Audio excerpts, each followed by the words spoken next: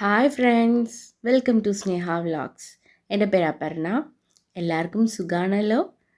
അപ്പോൾ ഇന്ന് പെരുന്നാളായതുകൊണ്ട് തന്നെ ഞാനിന്ന് ഒരു സ്പെഷ്യൽ റെസിപ്പി ആയിട്ടാണ് വന്നിട്ടുള്ളത്. അപ്പോൾ എന്താണെന്നല്ലേ, ഒരു ബീഫ് ഫ്രൈ ആയിട്ടാണ് ഞാനിന്ന് വന്നിട്ടുള്ളത്. അപ്പോൾ ആദ്യം തന്നെ എല്ലാവർക്കും എൻ്റെ ഹൃദയം നിറഞ്ഞ പെരുന്നാൾ ആശംസകൾ.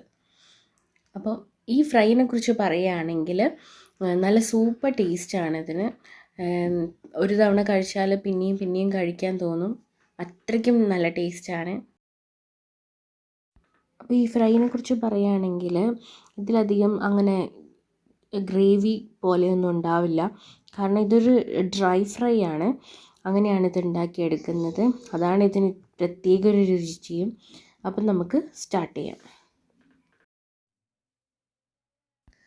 അപ്പം ഞാനിവിടെ ബീഫ് എടുത്ത് വെച്ചിട്ടുണ്ട്. നല്ല കഴുകി വൃത്തിയാക്കി വെച്ച ബീഫാണ് ഇത്. 600 ഗ്രാമാണേ ഉള്ളത്.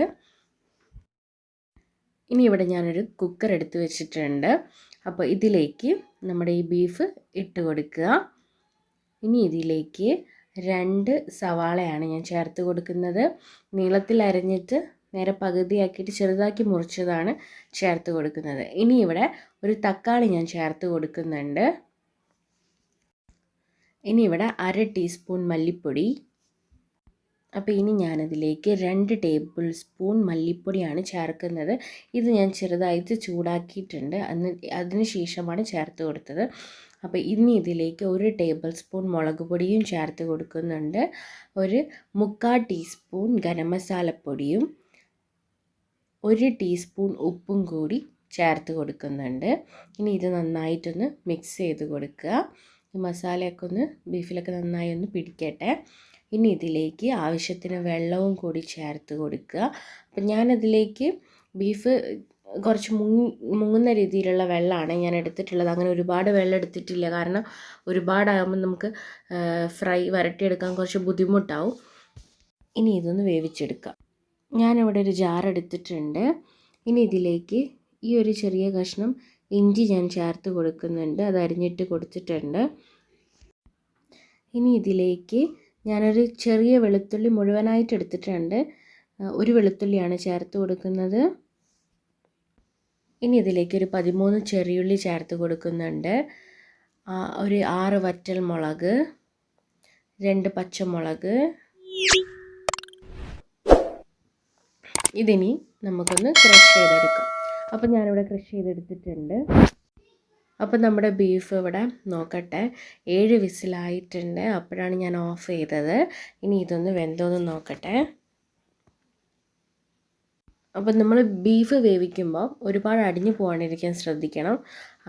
അപ്പോൾ ഒരു മീഡിയം വേവായാൽ മതിയാകും. പിന്നെ നമ്മൾ ഫ്രൈ ചെയ്യുമ്പോൾ എന്തായാലും വെന്ത് വരും. അപ്പം ഞാനിവിടെ ഈ കുക്കറിന് നല്ല അടി കട്ടിയുള്ള കുക്കറാണ്, അതുകൊണ്ട് അങ്ങനത്തേത് എടുക്കുന്നതാണ് കൂടുതൽ നല്ലത്. നമ്മൾ ബീഫ് നന്നായിട്ട് റോസ്റ്റ് ചെയ്യുമ്പോൾ അടിക്ക് പിടിക്കാണ്ടിരിക്കാൻ ഹെൽപ്പ് ചെയ്യും. അപ്പം ഞാനിതിലേക്ക് ഒരു 3 ടേബിൾ സ്പൂൺ വെളിച്ചെണ്ണ ചേർത്ത് കൊടുത്തിട്ടുണ്ട്. ഞാനിവിടെ വെളിച്ചെണ്ണയിലാണ് കുക്ക് ചെയ്തെടുക്കുന്നത്. അപ്പം നമ്മുടെ ഈ ഫ്രൈയിൽ വെളിച്ചെണ്ണയിൽ കുക്ക് ചെയ്യുന്നതുകൊണ്ട് തന്നെ നല്ല സൂപ്പറായിരിക്കും. അപ്പോൾ ഇനി ഇതിലേക്ക് 1/2 ടീസ്പൂൺ ഉലുവ ഞാൻ ചേർത്ത് കൊടുത്തിട്ടുണ്ട്. ഇനി ഇതിലേക്ക് 1/2 ടീസ്പൂൺ പെരുംജീരകം കൂടി ചേർത്ത് കൊടുക്കുന്നുണ്ട്. അപ്പോൾ ഇതിന് ചെറുതായി ഒന്ന് മൂത്ത് വരട്ടെ. ഇനി ഇതൊന്ന് ചെറുതായിട്ടൊന്ന് ഇളക്കി കൊടുക്കുക. അപ്പോൾ ഇനി ഇതിലേക്ക് നേരത്തെ നമ്മൾ ക്രഷ് ചെയ്ത് വെച്ച ജാറിലേക്ക് എടുത്ത് വെച്ചതാണ് ചേർത്ത് കൊടുക്കുന്നത്. അതിനി ഒന്ന് ചൂട് കുറച്ച് വെച്ച് ഇതൊന്ന് ഇളക്കി കൊടുക്കാം. അപ്പോൾ നമ്മുടെ ഈ ഇഞ്ചി വെളുത്തുള്ളിയൊക്കെ കരിയാൻ ചാൻസ് കൂടുതലാണ്, അതുകൊണ്ട് ഇന്ന് ചൂടൊന്ന് കുറച്ച് വെച്ചിട്ട് ഒന്ന് ഇളക്കി കൊടുത്താൽ മതിയാവും. അപ്പോൾ ഇതിൻ്റെ പച്ചമണം മാറുന്നത് വരെ നന്നായിട്ടൊന്ന് വഴറ്റി കൊടുക്കുക. അപ്പോൾ ഇതേപോലെ പച്ചമണം മാറുന്നത് വരെ ഒന്ന് നന്നായിട്ടൊന്ന് വഴറ്റി കൊടുക്കാം.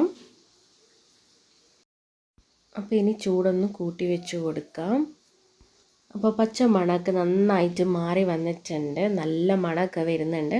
അപ്പം നമ്മൾ ഇനി നേരത്തെ വേവിച്ച് വെച്ച ബീഫ് ഇതിലേക്ക് ചേർത്ത് കൊടുക്കുകയാണ്. അപ്പോൾ ഇതിന് നന്നായിട്ടൊന്ന് ഇളക്കി കൊടുക്കുക. അപ്പോൾ ഇതിങ്ങനെ തന്നെ ഇതൊന്ന് ഡ്രൈ ആക്കി എടുക്കണം. ഇതിൻ്റെ വെള്ളമൊക്കെ ഒന്ന് വറ്റി വരണം.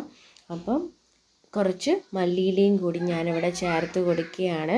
ഇതിൻ്റെ ആ ഒരു ടേസ്റ്റൊക്കെ ഇതിൽ നന്നായിട്ട് പിടിക്കണം, അപ്പോഴാണ് കൂടുതൽ ടേസ്റ്റ് ഉണ്ടാവുന്നത്. അപ്പോൾ ഇതേപോലെ സമയം എടുത്തിട്ട് നമ്മൾ ഇതേപോലെ ഒന്ന് ഫ്രൈ ചെയ്ത് കൊടുക്കുക. അപ്പോൾ ഇതേപോലെ ഒന്ന് ഫ്രൈ ചെയ്ത് കൊടുത്താൽ മതിയാവും. അപ്പോൾ ഇത് ഒന്ന് ഡ്രൈ ആക്കി എടുക്കാൻ കുറച്ച് ബുദ്ധിമുട്ടാണ്, പക്ഷേ അതൊന്നും സാരമില്ല, നല്ലൊരു ടേസ്റ്റാണ് ഡ്രൈ ആക്കുമ്പോൾ. നിങ്ങൾക്ക് വേണമെങ്കിൽ ഇങ്ങനെ എടുക്കാം, പക്ഷേ ഞാനീ പറഞ്ഞ ആ ഒരു ടേസ്റ്റ് കിട്ടണമെങ്കിൽ ഇത് നന്നായിട്ട് ഡ്രൈ ആക്കി എടുക്കണം, സമയമെടുക്കും കുറച്ച്. അപ്പം ഇതേപോലെ തന്നെ ഇളക്കി കൊടുത്ത് നന്നായിട്ട് ഡ്രൈ ആക്കി കൊടുക്കുക. അപ്പോൾ ഈ ബീഫ് ഇവിടെ ഡ്രൈ ആയി വന്നിട്ടുണ്ട്. അപ്പോൾ ഇനി ഇതിലേക്ക് ഞാൻ കുരുമുളകാണ് ചേർത്ത് കൊടുക്കുന്നത്. 1.5 ടേബിൾ സ്പൂൺ കുരുമുളകാണ് ചേർത്ത് കൊടുക്കുന്നത്. അപ്പോൾ ഈ ഫ്രൈൻ്റെ ടേസ്റ്റ് എന്ന് പറയുന്നത് തന്നെ കുരുമുളകാണ്. ഈ കുരുമുളക് ചേർക്കുമ്പോഴാണ് ഇതിന് പ്രത്യേക ഒരു ടേസ്റ്റ് കൊടുക്കുന്നത്. അപ്പോൾ ഇത് നന്നായിട്ട് ഇതൊന്ന് ഇളക്കി യോജിപ്പിച്ച് കൊടുക്കാം. ഈ കുരുമുളകൊക്കെ നന്നായിട്ട് ഇതിലേക്ക് പിടിക്കണം. അപ്പോൾ ഇതേപോലെ തന്നെ മിക്സ് ചെയ്ത് കൊടുക്കുക. അപ്പോൾ ഞാൻ ഇതിലേക്ക് 1 ടേബിൾ സ്പൂൺ വെളിച്ചെണ്ണയും കൂടി ചേർത്തിട്ടാണ് നന്നായിട്ട് ഇളക്കി ഒന്ന് കൊടുക്കുന്നത്. അപ്പോൾ ഇതേപോലെ തന്നെ നന്നായിട്ട് കുരുമുളക് പിടിക്കുന്നത് വരെ നന്നായിട്ടൊന്ന് ഇളക്കി കൊടുക്കുക. അപ്പോൾ ഈ ഒരു കളർ ആവുന്നത് വരെ നന്നായിട്ട് നിങ്ങളെല്ലാവരും ഡ്രൈ ആക്കി എടുക്കണം, അപ്പോഴാണ് നല്ല ടേസ്റ്റ്.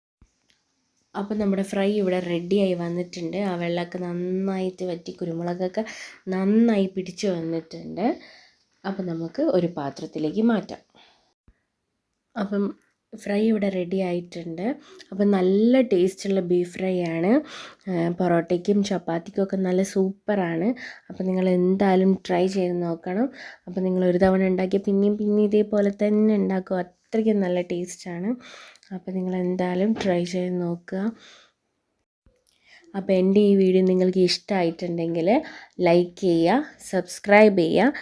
അപ്പം ഞാൻ ഇനി ഇടുന്ന വീഡിയോകൾ നിങ്ങൾക്ക് കാണാൻ വേണ്ടിയിട്ട് നിങ്ങൾ തൊട്ടടുത്ത് കാണുന്ന ബെൽ ബട്ടണും കൂടി ഒന്ന് പ്രസ് ചെയ്ത് കൊടുക്കുക.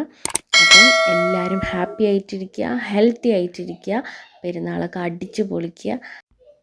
അപ്പം മറ്റൊരു വീഡിയോ ആയി വീണ്ടും കാണാം. Bye friends.